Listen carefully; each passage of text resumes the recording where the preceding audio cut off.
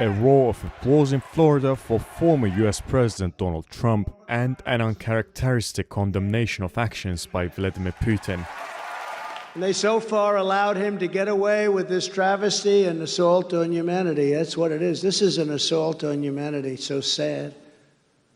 Putin is playing Biden like a drum, and it's not a pretty thing. His comments, made at America's largest annual conservative conference, came at the end of a week of growing pressure on President Joe Biden.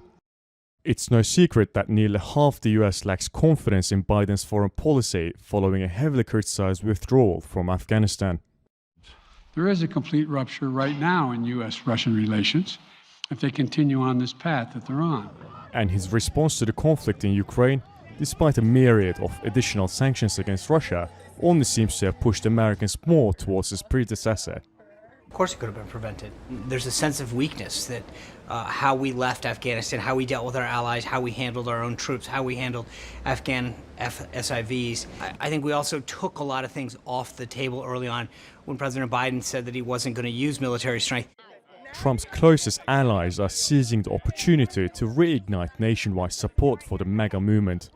It is completely Joe Biden's fault, and I am purely disgusted and embarrassed on behalf of our country that we have a president that is so incredibly weak, and Joe Biden allowed it, failure in Afghanistan, pulling the sanctions off of Nord Stream 2, and the Democrats are such a joke. Many want to see Biden supply Ukraine with more advanced military means. America's role in the world has become a leading topic of debate here at CPAC, and it's clear that Donald Trump, who is the headlining act, is using the Russia-Ukraine conflict to his advantage. It's an opportunity for Trump to build support for the right ahead of the midterm elections in November. We must win in 2022. We must win in 2024. But Trump will also need to tread a careful line. He has often been seen as too close to Putin, and will need to maintain this harsher rhetoric if he is to profit from growing condemnation towards Russia. Yunus Paksoy, World, Orlando.